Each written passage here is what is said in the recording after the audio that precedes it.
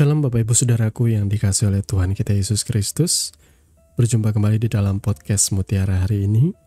Sahabat bertumbuh dalam saat teduh yang seperti biasa hadir membawa keresahan dan persoalan di dalam hidup. Kita angkat untuk menjadi renungan yang kiranya membangkitkan kekuatan iman. Dan bagaimana kabar Bapak Ibu Saudara di kesempatan kali ini? Kami senantiasa berharap saudara dalam keadaan sehat, dilimpahkan berkat dan segala kebaikan oleh Tuhan kita Yesus Kristus dimanapun saudara berada. Podcast Mutiara hari ini di kesempatan kali ini memasuki episode yang ke-335 yang kali ini akan mengangkat judul Menakar Kesetiaan Tuhan. Nah, firman Tuhan terambil dari 2 Timotius ayatnya pasal yang kedua, 2 Timotius 2 ayat 11 sampai dengan ayat yang ke-13. Yang berkata demikian, benarlah perkataan ini, jika kita mati dengan Dia, kita pun akan hidup dengan Dia. Jika kita bertekun, kita pun akan ikut memerintah dengan Dia. Jika kita menyangkal Dia, Dia pun akan menyangkal kita. Jika kita tidak setia, Dia tetap setia, karena Dia tidak dapat menyangkal dirinya. Amin. Mari kita berdoa. Bapa, di dalam nama Tuhan Yesus, saat ini kami mau bersama-sama bersaat teduh Tuhan. Kami memohon hikmat dan pengertian-Mu, memimpin setiap hati dan pikiran kami. Menuntun kami oleh kuasa Roh-Mu Bapa, supaya kami mengerti apa yang menjadi maksud dan apa yang menjadi rahasia firman-Mu. Kami siap mendengarkan kebenaran firman-Mu dengan segenap kerendahan hati kami berdoa. Haleluya. Amin. Bapak Ibu Saudaraku yang dikasihi oleh Tuhan kita Yesus Kristus. Apakah judul renungan kita kali ini terlalu lancang berkata menakar kesetiaan Tuhan? Sebaliknya saya mau mengajak saudara untuk kita mulai melihat betapa setianya Tuhan Allah kita. Dari zaman ke zaman, dari masa ke masa. Dulu, sekarang, sampai bahkan kesudahan zaman. Tuhan Allah kita tetap setia. Bagaimana cara kita menakar kesetiaan Tuhan? Kalau bicara masalah kesetiaan, apakah saudara pernah menakar kesetiaanmu? Kesetiaan itu kalau dalam kehidupan sehari-hari biasanya dikaitkan dengan hubungan kita dengan pasangan. Apakah hari ini kita setia dengan pasangan kita? Atau jangan-jangan kesetiaan kita hanyalah semu, ya. Kita menjadi seorang pasangan yang kelihatannya baik, romantis, harmonis, tapi ternyata di balik semua itu ada oknum atau orang tertentu yang berselingkuh di belakang pasangannya. Maka inilah yang namanya ketidaksetiaan. Atau kita ngomong satu hal lagi. Kesetiaan saudara sama yang namanya klub sepak bola. Ya, beberapa tahun terakhir ada satu klub yang jadi bulan-bulanan netizen, yakni Manchester United. Apakah saudara adalah satu di antara fans beratnya? Mungkin saudara mengidolakan MU ketika masa jayanya bersama Sir Alex Ferguson. Tetapi dalam beberapa tahun terakhir, ya MU tidak pernah lagi memenangi gelar Premier League ataupun gelar-gelar bergengsi yang lainnya, saudaraku. Namun di sini ujian bagi para fansnya. Fans MU harus tetap setia. Ngomong-ngomong tentang kesetiaan, saya tidak termasuk fans MU tentunya. Tapi saya salut dengan teman-teman, dengan saudara-saudara yang mungkin mengidolakan klub ini. Nah, kesetiaannya dikatakan bahwa sekalipun kalah, apapun yang terjadi, ya, menjadi fans MU adalah suatu bloodline yang mengalir di dalam darah saya. Kesetiaan yang tidak akan pernah lekang oleh apapun juga. Tetap setia apapun yang terjadi, mau kalah mau menang tetap setia. Nah, itu namanya kesetiaan terhadap satu klub sepak bola, saudara ya. Bagaimana dengan kesetiaan Tuhan? Kesetiaan Tuhan, kalau saudara membaca Alkitab itu, kesetiaan Tuhan Allah kita terlalu besar ya. Bahkan melewati generasi demi generasi. Kalau saudara bicara masalah kesetiaan dalam perjanjiannya, Tuhan secara pribadi tertarik kepada seorang anak manusia bernama Abraham. Abraham pun meresponi panggilan Tuhan dalam hidupnya. Dan saudara perlu tahu bahwa di masa Abraham itu tidak ada yang namanya seperti zaman sekarang. Konsep agama itu nggak ada. Jadi kalau ada yang mengklaim Abraham ini beragama ini, Abraham beragama itu adalah bullshit menurut saya. Itu nonsense. Kalau memang ada bukti sejarah ada agama di zaman Abraham, itu akan diteguhkan dengan prasasti-prasasti yang memang menggambarkan peradaban dan agama yang dikenal pada masa itu. Kenyataannya tidak ada. Dan saya suka di dalam perjanjian baru diajarkan bahwa setiap kita yang percaya kepada Yesus, sebenarnya kehidupan kita harusnya berjalan bersama Tuhan sama seperti Abraham. Hidup oleh iman semata. Karena namanya aturan-aturan keagamawian, konsep-konsep peribadatan dan segala macam itu kan hanya muncul di zamannya Musa, Harun. Baru ada konsep yang namanya persembahyangan dan lain sebagainya, itu kan baru di masa itu ada larangan, gak boleh ini dan gak boleh itu. Orang diatur oleh yang namanya hukum Taurat. Tapi kalau di zaman Abraham, ia berjalan bersama Tuhan. Ia bergaul karib dengan Tuhan. Ia dituntun Tuhan, kalau ada kesalahan, hatinya diluruskan Tuhan. Dan memang Abraham beberapa kali melakukan kesalahan.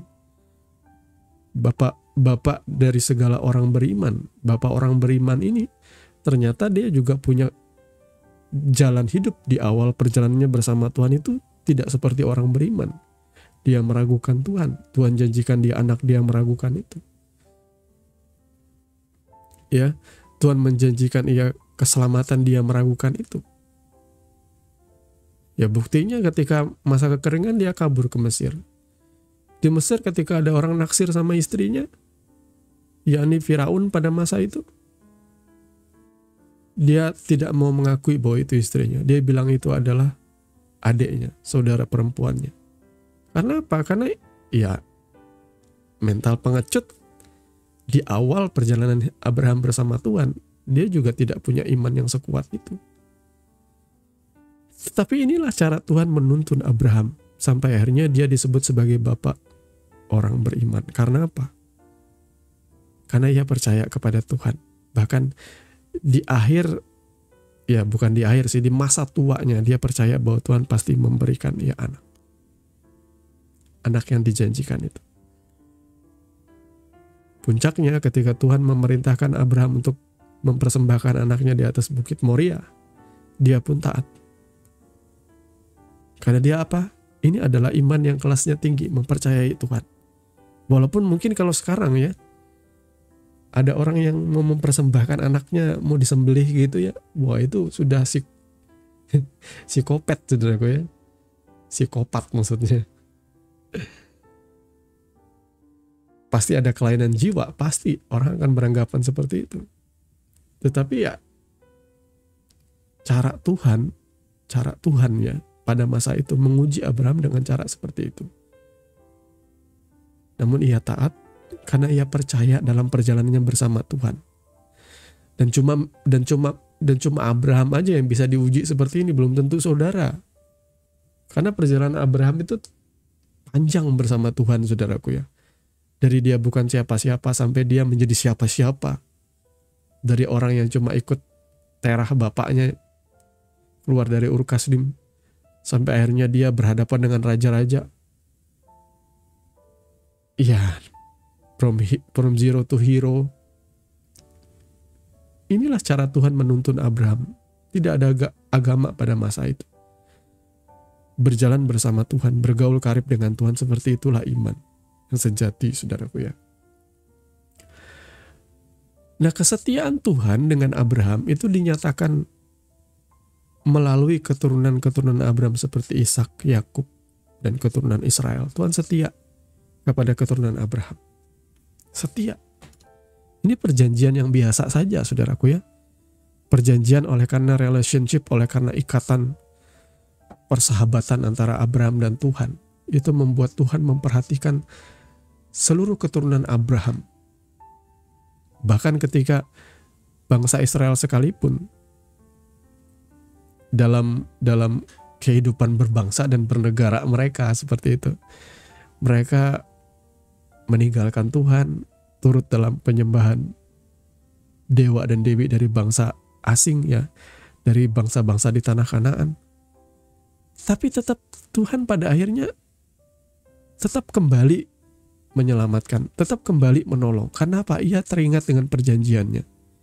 Saya menarik sekali setiap kali Tuhan mau menolong umatnya, ia selalu ada kalimat atau selalu ada ayat firman yang berkata bahwa Tuhan ingat dengan perjanjiannya terhadap Abraham. Inilah kesetiaan Tuhan, saudaraku. Jadi makanya Bapak Ibu saudaraku yang dikasihi oleh Tuhan, kalau saudara setia berjalan bersama Tuhan, saya bisa pastikan bahwa anak cucu keturunan orang benar, keturunan saudara, pasti akan diperhatikan oleh Tuhan. Karena Tuhan pun akan mengingat perjanjiannya. Tetapi hari ini ada perjanjian yang lebih kuat ya daripada Abraham, yakni kesetiaan Yesus di atas kayu salib. Kenapa Yesus harus mati di atas kayu salib? Ya, memang seperti itulah nubuatannya. Dan memang seperti itulah cara kerjanya. Kenapa tidak diampuni saja? Wah, hari ini kalau saudara ya, ada presiden punya anak ngebunuh orang, terus presidennya berkata, anakku aku bebaskan karena aku adalah presiden. Nah, gimana saudaraku? Saya percaya seluruh masyarakat pasti akan kecewa dengan presiden seperti ini. Kok menyalahgunakan jabatannya untuk membebaskan anaknya dari hukum, bahkan hukuman pembunuhan? Jelas, ini sumbang. Tidak ada keadilan di dalamnya. Nah, kalau Yesus atau Tuhan Allah kita hanya berkata, aku mengampuni kesalahan, tidak jadi masuk neraka, itu namanya bertolak belakang dengan keadilan Tuhan. Dan Tuhan pasti akan dicibir oleh iblis, saudaraku ya. Ya, curang. Ya, pakai otoritasnya. Gak kayak gitu, saudaraku. Keadilan Tuhan itu tidak seperti itu. Dan itu digambarkan di dalam perjanjian lama, dalam tata cara peribadatan. Itu ada namanya persembahan dan korban-korban penghapus dosa, penebus salah. Itu adalah gambaran dari anak domba. Yesus sang anak domba itu akan datang ke dunia untuk menjadi korban penebusan. Itu kan sudah dinubuatkan. Dan memang cara kerja Tuhan itu seperti itu. Ya. Saya percaya Tuhan menggenapi nubuat-nubuat dari para nabi. Itulah cara kerjanya. Orang di luar kekristenan ya silahkan mencibir. Kenapa Tuhan harus mati? Kenapa Yesus harus mati untuk menebus dosa? Kan bisa tinggal ngomong aja mengampuni. Nggak gitu, saudaraku ya. Ada kutuk hukum Taurat yang harus dibereskan. Ya. Dan harus ada korban yang tertumpah. Semuanya sudah digambarkan, cuma orang Kristen yang tahu, saudaraku ya. Nah, kesetiaan Tuhan di atas kayu salib. Dia mati bagi setiap kita. Bukan karena kita orang baik-baik. Bukan karena kita orang benar. Bukan karena keadaan kita sedang ya orang yang mulia dan lain sebagainya, enggak. Yesus Kristus mati di atas kayu salib bagi kita di saat kita masih hidup di dalam dosa. Nah, inilah kesetiaan Tuhan. Dari mana akar masalahnya? Adam dan Hawa. Ya. Adam dan Hawa tidak taat kepada Tuhan. Dari situlah cikal bakal kejatuhan manusia. Sebenarnya masalah terbesar Adam dan Hawa itu bukanlah hanya makan buah itu saja, tetapi mereka tidak mengakuinya. Seandainya mereka mengakuinya, saya percaya mereka diampuni. Hanya saja mereka tidak mau mengakuinya. Sudah mereka tidak taat, mereka malah membela diri, tidak mau dengan rendah hati mengakui kesalahannya dan memohon pengampunan, malah menyalahkan ini itu dan sebagainya. Akhirnya mereka jatuh dalam dosa. Dan saudaraku, manusia jatuh dalam dosa karena kesalahannya. Tetapi Tuhan merencanakan keselamatan. Inilah kesetiaan. Inilah kesetiaan Tuhan yang terlalu panjang, yang tidak bisa kita ukur. Dan ketika saya membaca ayat firman tadi yang bagian yang terakhir, kalau kita tidak setia, Ia tetap setia karena Ia tidak bisa menyangkal dirinya. Bisa dibilang Tuhan ini pribadi yang bucin ya. Kalau zaman sekarang anak muda bilang bucin. Terlalu cinta. Tetapi Ia berkali-kali disakiti. Tapi Ia tetap cinta. Seperti itulah Tuhan. Karena bagaimana Ia bisa menyangkal cinta? Karena Ia sendiri adalah kasih. Bagaimana Ia bisa menyangkal kesetiaannya? Karena Ia setia. Ya seperti itulah kesetiaan Tuhan. Ya saudaraku, baca Alkitab saudara. Kalau saudara mau baca baik-baik Alkitab saudara, ada begitu banyak nabi-nabi Tuhan yang menggambarkan kesetiaan Tuhan. Walaupun Tuhan itu dikhianati oleh bangsanya, oleh umatnya, tapi Ia tetap punya rencana keselamatan, punya rencana menolong. Ketika mereka mau merendahkan hati, Dia mau nolong. Seperti itu. Ibaratnya ya, ini pasangan suami istri ya. Tuhan itu ibarat sang suami. Ya, umat Tuhan itu ibarat sang istri. Sang suami ini begitu mengasihi istrinya. Tetapi di belakang istrinya diam-diam selingkuh. Suaminya harusnya marah dong ya. Iya, jelas marah. Tapi dalam kemarahannya si istri bertobat minta ampun kepada sang suami. Sang suami langsung mengampuni, saudaraku, memaafkan. Bahkan di Alkitab itu digambarkan berkali-kali Tuhan memaafkan, Tuhan mengampuni, Tuhan memulihkan. Seperti menjadi sebuah siklus. Bangsa Israel menderita, setelah menderita mereka berseru kepada Tuhan, Tuhan mengampuni, Tuhan memulihkan, dan mereka menjadi bangsa yang berjaya. Dalam masa kejayaan itu mereka hidup nyaman dan mereka mulai melirik ilah-ilah lain, dewa-dewi sesembahan bangsa Israel, bangsa Kanaan. Kemudian mereka jatuh lagi dalam dosa. Karena mereka jatuh dalam dosa, mereka mengalami namanya keterpurukan, kutuk, hukuman, dan mereka akhirnya dijajah oleh bangsa lain. Dalam penderitaan mereka kembali berseru kepada Tuhan dan Tuhan kembali memulihkan. Seperti itulah siklus terus-menerus yang terjadi di tengah umat Tuhan. Dan biasanya juga terjadi dalam hidup kita zaman sekarang. Kita ikut Tuhan sungguh-sungguh, tapi kemudian kita jatuh dalam dosa. Ketika kita jatuh dalam dosa, kita menyesal, kita minta ampun, kita dipulihkan. Setelah dipulihkan, Tuhan menyertai hidup kita kembali. Tapi ketika hidup kita mulai nyaman, mulai diberkati, kita mulai lupa akan Tuhan lagi, mulai berbalik meninggalkan Tuhan lagi. Dan ketika kita berbalik meninggalkan Tuhan, kita mengalami kejatuhan, kita mengalami kehancuran. Dan dalam titik kehancuran, kita berseru lagi kepada Tuhan. Dan Tuhan memulihkan lagi kehidupan kita. Ya memang seperti itu. Siklus yang kebanyakan terjadi dalam hidup kita. Yang setahu saya, saudaraku ya, Tuhan itu memang Maha Pengampun. Masalahnya sekarang ialah, adakah saudara datang memohon pengampunannya dengan kerendahan hati? Ia Maha Pengampun. Ia Maha mengasihi kita. Ia rindu memulihkan kita. Tapi maukah kita datang kepada Dia dengan kerendahan hati? Inilah kesetiaan Tuhan. Terlalu panjang, terlalu lebar, terlalu tinggi, terlalu dalam. Harusnya kita jangan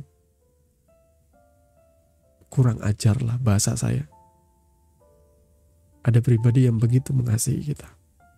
Sampai kapan sih kita mau menyakiti Dia terus? Sampai kapan kita mau menyakiti Tuhan Allah kita? Kalau saudara memang gak kuat berjalan bersama Tuhan, gak kuat menyangkal diri memikul salib, cukup akui saja, jujur di hadapan Tuhan. Maka kuasa rohnya akan memampukan saudara. Ia akan menuntun saudara. Minta kepada Tuhan. Tuhan, tuntun aku. Aku tidak mampu hidup benar. Aku tidak mampu hidup kudus. Tapi aku tahu aku hidup bersalah di hadapan Tuhan. Tuntun aku Tuhan. Dan saya percaya Tuhan akan menuntun saudara. Sama seperti Tuhan juga menuntun saya hari ini. Saudaraku ya, saya tidak pernah merasa bahwa saya ini orang benar. Ketika saya bicara soal dituntun Tuhan, saya ini bandel, banyak kali suka jatuh bangun dalam dosa. Tetapi saya melihat penyertaan Tuhan, pertolongan Tuhan, pimpinan Tuhan. Ya saudaraku, kalau dalam bahasa Rasul Paulus itu dipenjara oleh Roh Kudus. Ya, dituntun oleh Dia. Dipenjara oleh Roh Kudus itu artinya ada kelemahan-kelemahan saudara itu memang Tuhan penjara. Tuhan tidak izinkan saudara jatuh di sana. Izinkan Tuhan terlibat dalam hidup saudara. Maka Ia akan menuntun kehidupan saudara menjadi semakin kudus, berkenan di hadapan Tuhan. Tuhan kiranya memberkati kebenaran firman-Nya, dan mari kita berdoa. Bapa, di dalam nama Tuhan Yesus, terima kasih karena Engkau sudah menyatakan isi hati-Mu. Engkau mengajarkan kami tentang kesetiaan-Mu Tuhan. Ajar kami meresponi, ajar kami menghormati, menghargai, supaya kami tidak sembarangan Tuhan mempergunakan hidup kami hanya semata memuaskan hawa nafsu kami belaka atau keinginan-keinginan duniawi kami yang jahat Tuhan. Biar kami hidup kudus berkenan di hadapan-Mu. Kami meresponi kesetiaan-Mu dengan berlaku setia juga. Tolong kami ya Bapa, karena pada dasarnya kami ini tidak setia. Kami ini suka menyangkal Engkau. Kami bahkan kalau dalam keadaan yang nyaman, tenang, enak hidup kami bisa melupakan Engkau Tuhan. Tapi biarlah kami tetap ingat Tuhan akan kesetiaan-Mu seperti yang sudah kami renungkan di kesempatan kali ini. Pimpin kami ya Bapa, pimpin kami ya Allah Roh Kudus, sertai kami hari demi hari, karena kami tidak mampu berjalan sendiri. Terpujilah nama-Mu kekal selama-lamanya. Kami mengucap syukur untuk kebenaran firman. Dalam nama Tuhan Yesus kami berdoa. Amin. Saudaraku yang dikasihi Tuhan, saudara sudah mendengarkan kebenaran firman yang kiranya boleh menjadi dasar dan kekuatan di dalam setiap kehidupan saudara. Sampai bertemu lagi di podcast Renungan Firman Mutiara hari ini yang berikutnya. Kasih karunia menyertai saudara sekalian. Shalom.